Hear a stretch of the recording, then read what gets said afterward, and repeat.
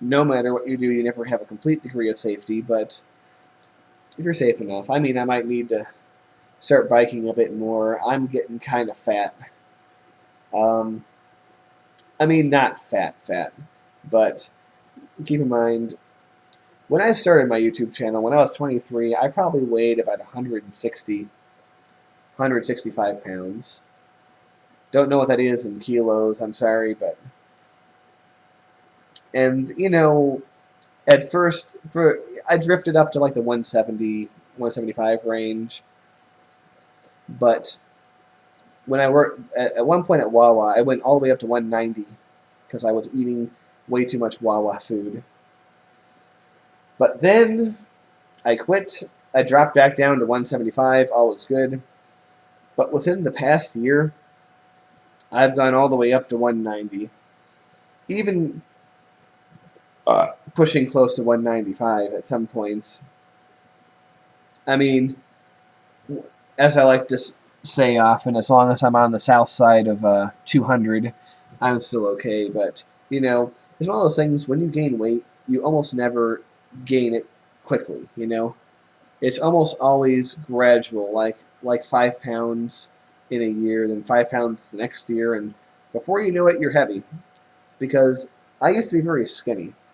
When I was in high school, when I graduated high school, I was a very skinny guy. I'm 5'9", and I weighed 145. Of course, I knew guys who were smaller, but that was the size I am. So in the 12 years since then, I've gained almost 50 pounds, which is, when you average that out to every year, that comes out to something like 4 pounds a year. So, and like I said, it was up and down. I was 190 at 27, then back to 175 when I was 28, and then back to 190 now at the age of 30. But overall, it's not that bad. And he's come way down to this area over here. So let's see. We need to find somebody who is in that area and leaving. Let's see. How about you? That's fine. Mr. Hatchback. Mr. Albert Mason. But yes, because when I was growing up, I was always the person who I could eat whatever I wanted and not gain weight. And I know a lot of you are like that. I'm not sure how that works, but it seems like a lot of sort of the nerdy kind of people who watch YouTube videos, a lot of them just have that metabolism. I don't know how that works, but um, gradually, it wasn't like one day the light switch changed. It was like very slowly I started to gain a little weight, and still I don't gain that much weight compared to a lot of people I know. But yes, I do gain weight. And, you get new sensations when you gain weight. Like, if you're really skinny, and this is slightly gross, I wouldn't say it's like in the TMI category of too far, but it's definitely a little gross. Um, if you are skinny, you don't know the sensation of sweat under your belly on a hot day. You just don't. But when I was 26, I think, I experienced underbelly sweat for the first time. And I gotta tell you, if you've never experienced it, it's a weird sensation the first time. It's like, wow, there's like this line of wetness that goes under my belly.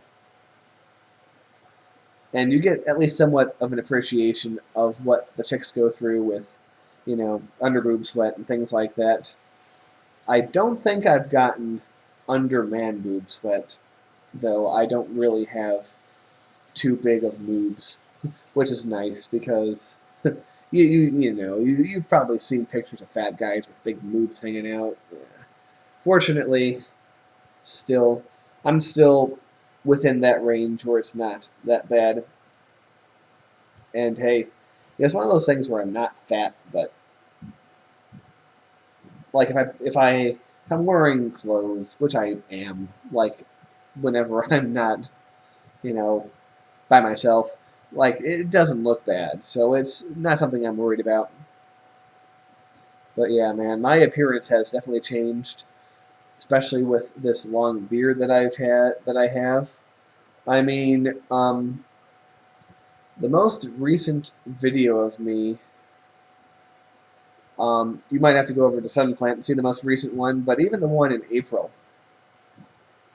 where I have a pretty long beard, it's longer. It's actually much longer than that now. It's gotten quite massive. It's really neat. I do like it. And here we are. Man, we are kind of puttering around the same vicinity of the city, aren't we? So let's see. Oh goodness. Well, isn't this a annoyance? Let's see. I kind of want to find somebody who's leaving this part of town. Um, regular car. Okay, we'll follow you. You're leaving this part of town, I think. See where you go. But yeah, definitely a big beard. Got my hair cut, though, which actually makes it look a lot sharper. It makes it go together a lot better. The more I grow this beard, the more I get attached to it. It's been almost a year of consistent growth without any kind of shave or trim. One of these days I should get a tape measure and actually measure how long these beard hairs have gotten, because they're pretty long. Yeah, growing a beard is a fun thing to do. It doesn't look good on everyone, I do have to say, but, if you're just a regular guy who wants to let it grow out, chances are, if you can do it and you feel confident about it, it's going to look at least okay. I just happen to have very good beard growing genes. The cheek hair, the connecting hair, is a lot less thick for me than it is for a lot of other people who have long beards, but it's thick enough that it sort of covers it. It used to come in not at all, or very, very little when I was younger. But, I mean, the difference between the beard I had when I was 22 and the beard that I have now at the age of 30, like, you don't think that your body changes that much in terms of hair, but man, I can tell you, it's like 10 times thicker. It is massively thicker. And I do think that growing a beard is something that everyone should try once, if you can. If you're a lady and you're watching this, obviously this doesn't apply to you in almost all cases. I mean, bearded ladies actually do exist. They're very rare though.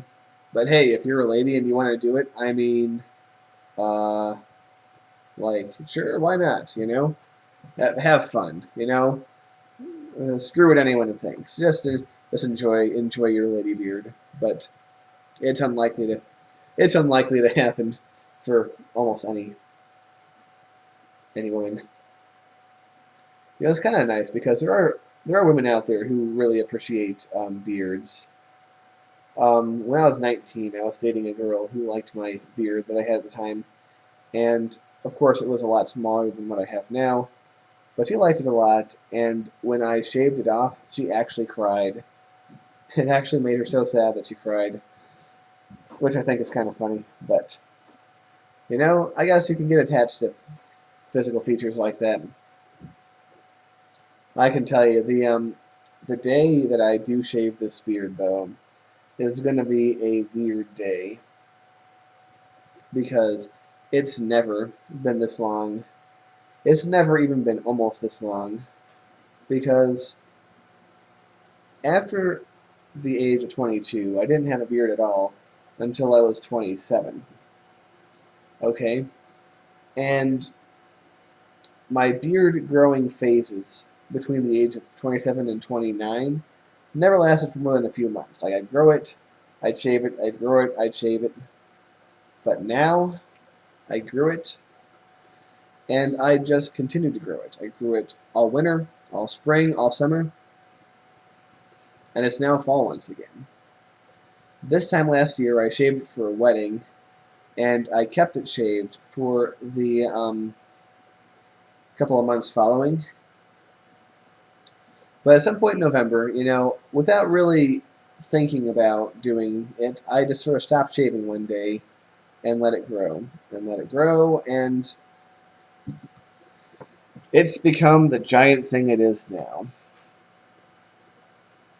Man, some people love having facial hair, some people hate it. I am a facial hair fan. And man, I actually don't know what section of the city we are in. We've gone far, which I'm glad. I'm glad that we've gone far because I was tired of puttering around the same area. But I like this, being on ground level, you can actually much better. Ooh, don't hit the business lady. But yeah, ground level, you can very much see the character of your city a lot more. Yeah, I'm starting to build another city that is. I'm trying to make it more European in style. I'm going to make very few expressways compared to this city that has a lot of them. I'm making very few expressways, and I'm trying to make it so that it has sort of an even more organic feel than this one. It is a challenge, but can be done. I think that's the train station. Yep, we're driving by the train station. Also made the challenge harder on myself. I decided to use left-hand drive for that city because when you're doing surface streets like what we're on now, it doesn't really make too much of a difference design-wise what side of the road people drive on. But when you're doing highways, it makes a lot of difference. It becomes very confusing. So that's going to discourage me building highways and make me want to focus much more on ground roads. So I'm certainly going to show off that city if and when I make it. Well, I started making it, but if I get it to be a point where I'm happy showing it off. Man, and I really don't know where we're going. It really is a mystery. And it's always fun on craggly and hilly maps like this. Like you don't know, you can't see where you're going, and then you crest the hill. Well, we haven't crested the hill yet. A little bit to go. But once you crest the hill, you suddenly see like the next part of the scenery sprawl out before you, and you discover that you are losing power somewhere. Oops. Yeah, we're gonna have to fix that, but we can't fix that until this this guy gets where he's going, because one of the bugs of the first-person camera mode is I don't have any idea how this actually happened, but you can't exit it. You have to wait for the damn car to get where it's going. So if you click on like a hearse by accident and you're not ready to watch a hearse or whatever, prepare to sit there for an hour, unless you're willing to go nuclear, control alt delete your game. In which case you'll use unsaved or you'll lose unsaved stuffs. So it's quite the extreme effort. But I think that's our southern tier city down there. I'm pretty sure it is. And we took this guy took a really back route to get there. Like, sometimes I think it calculates routes very wonky. Like, which is okay, because if you calculated the routes the same way for everybody, everyone would end up in the same places and there'd be really bad traffic. But I think there's like a little bit of where they'll take a slightly less efficient path to avoid. Oh god, oh god. Yeah, we have problems in our city. I hope this guy gets there quickly. I think some of the sewers and some of the water has gone out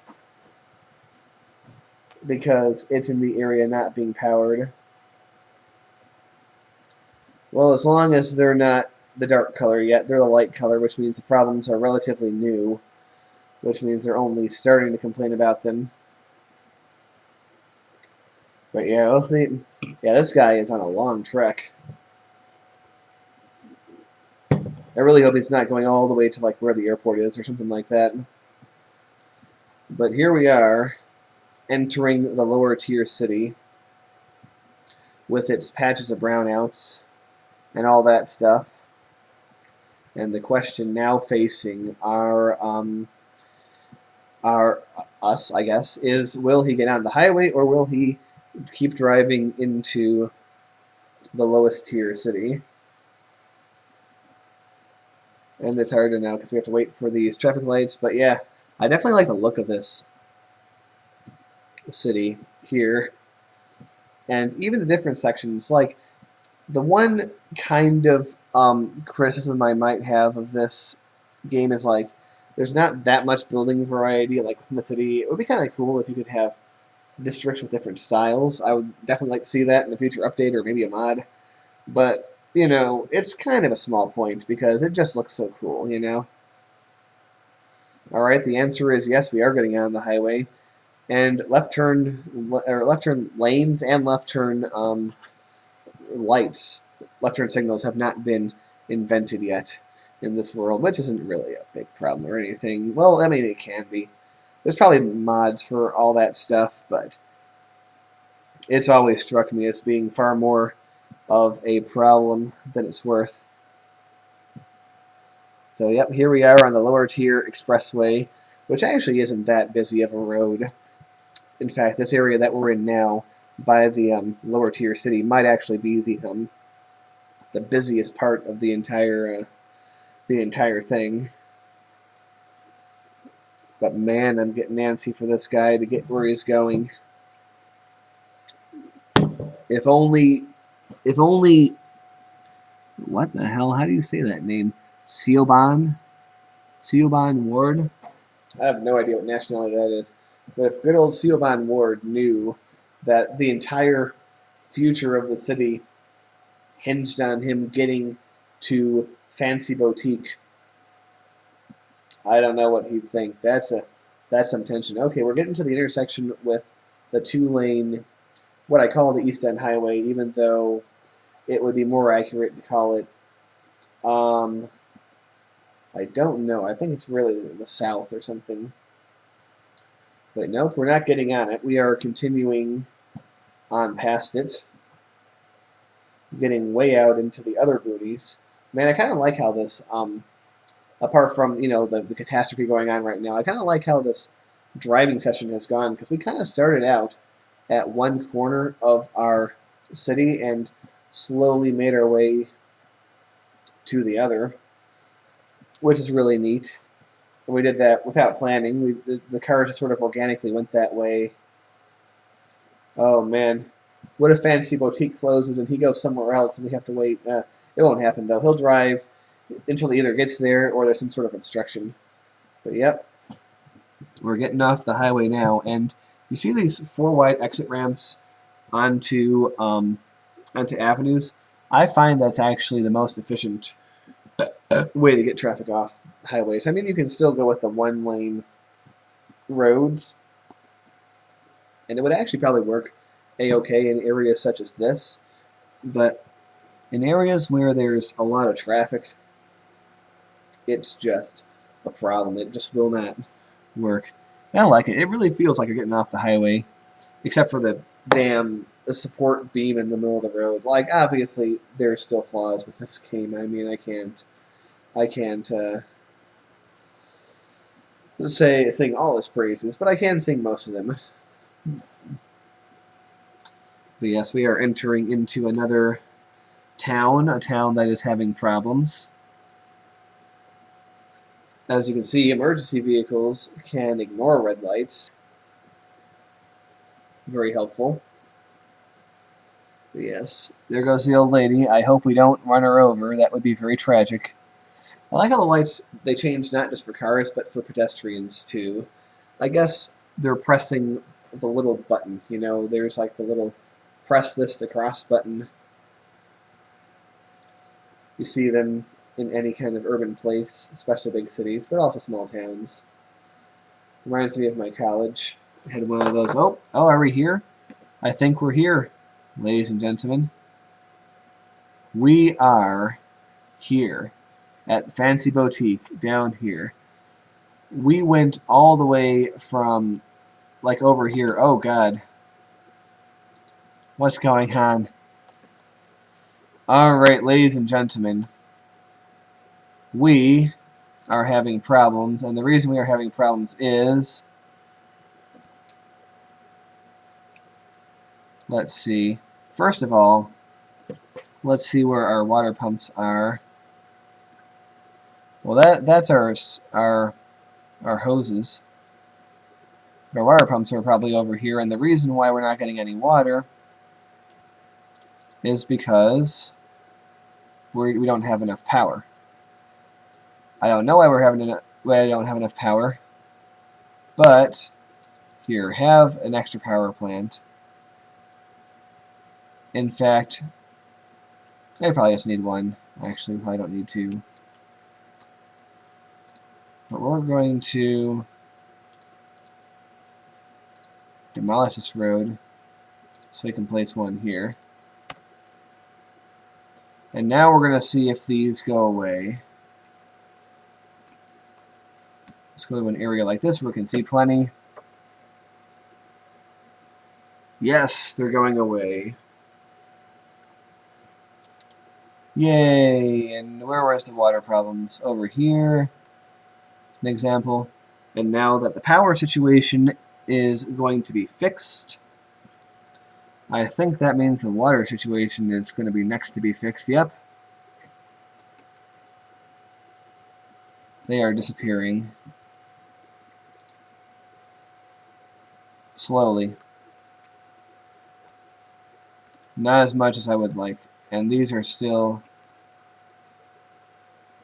Alright, come on. We're working again, right? Oh, no. Yep, they're going away. They're going away. Alright. Yeah, my beautiful sewer plants. The water isn't as nasty as it was in the other thing. Oh, yep, and here we go. Everything is going away. Oh, man. Good. Good. I'm glad. Now, where were we? We were over here. You know what? Let's watch Buddy Bumpus go somewhere. Amanda Wilson. But man, that was scary. It's always scary when you're driving and you can't control what's going on. I'm hoping this guy goes somewhere new. He's probably going to get on the highway, but man, and they use the European the Autobahn symbol. As you can see, well, you couldn't really see because we're running around the corner, but trust me, it's there. By the way, Autobahn was an album by the band Kraftwerk, one of the earliest electronic bands. So if you like electronic music, if you like new wave, if you like any of that stuff, you got to have at least some appreciation of the band Autobahn, because they were a pioneer of a lot of that. Kraftwerk, rather. You have to have appreciation of the band Kraftwerk, who made Autobahn. Interestingly enough, you remember The Big Lebowski, that movie where they have a scene where they go and Maud, I think is her name, the woman who is the estranged daughter of the Big Lebowski. She is she apparently knows someone who's in a band called Autobahn, which is obviously a ripoff of Kraftwerk, and their album cover is a Kraftwerk cover. So a whole big, like, a little inside joke kind of thing.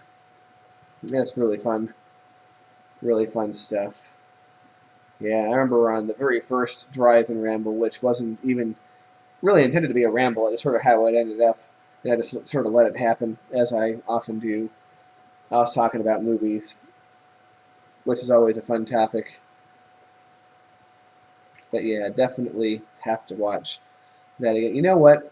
Big Lebowski and was created by the Coen brothers, and the Coen brothers, really brilliant guys, and they created two of my favorite movies back to back. Those two movies being Fargo and, of course, The Big Lebowski.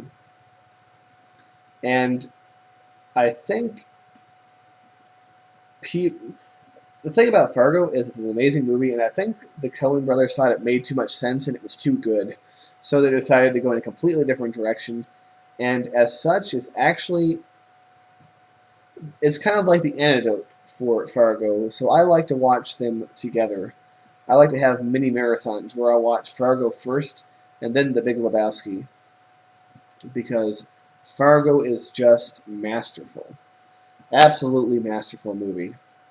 I love it so much. I could go on and on about it, and maybe I will on a future episode of Drive and Ramble. But um, it's you know, it's just so good, and it's just very like the opening where that mournful music is playing, and he's driving through the blizzard with a trailer attached to his car. Like that sets the tone for the whole movie. Like the scene where the three people are killed in the middle of the night in Minnesota is just terrifying. It's such a well done scene, and that whole movie is like, damn, like it just hits you. It's just nuts, that movie. But then, like especially if you're drinking, you get a little buzz going while watching Fargo, and you're kind of drunk by the end. Then you put in The Big Lebowski, and then it's time to have fun. Because there's still like high stakes stuff going on in the movie, but it's like the tone is so completely different that it's like you just have fun. I don't know how they made a movie so good, but like two movies of completely different character, one after another, but they're both so good. Just very awesome stuff. And this guy is going to be about home. I think this girl, teenage girl, I guess she's an educated teen. Guess she's studying at her high school. So yeah, I like the look of these mini streets, and I like how they kind of blend into the like the lots of the buildings tend to blend into them quite a lot, and it makes it look very organic, very nice like that. Well, I guess we aren't nearly home. We're not. We don't live there anyway. Well, I shouldn't say we. We don't all live in Amanda Wilson's house. Maybe we're all her friends. We're coming over for a party. Who knows? But yes. I can tell we're near a train or bus station because you can start to see all these people walking. Probably heading, most likely at the train station. Yeah, I don't know where we're going, but it's fun. Yeah, I like the character of this area. It's rather low key. One of those suburbs that I was referring to as quiet and dark for some reason. I kept using that phrase, quiet and dark. But yeah, we have an avenue to our right. We're not going that way. Once again, cresting a little bit of a hill, and maybe we'll see something on the other side that will give us an indication of where we are or where we're going. I mean, not too much. Yeah, not really too much, but sometimes you'll crest the hill and then you'll see quite the view of something below. It can be rather nice. And also the same thing when you're rounding a corner. Something might become visible from out of the corner. And yep, as you can see in the distance, we do have some higher hills here, but oh yes, we are home. And where is home? We are here. Okay. Alright, did I see I thought I saw health problems before. There's actually not that many. It's actually probably okay. But you know what we can do? Man, I'm having too much fun to stop doing this. I think what we should do is, let's see, are you taking off? Okay. Is we should see somebody from the, somebody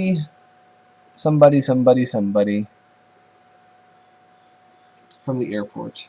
Well, she's an airport worker. Let's see, are there any planes nearby? Because I don't know if I want to click on like a hearse, because if there's a hearse, we'll be here forever. Well, this plane's leaving. It's not arriving.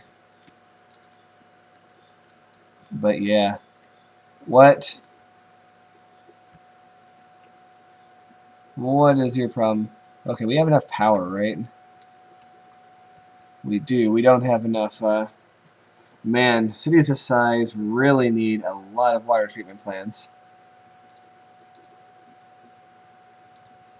And as you can see, it affects the current. It really does. It affects the current with all the water output because we have so much. Alright. Yeah, I really hate that we have a little bit of a dirty thing here, but such things will happen. Alright. Feel free to go away anytime now with sewer things. Are they going away? Are those operational? This one's not. The rest of them are.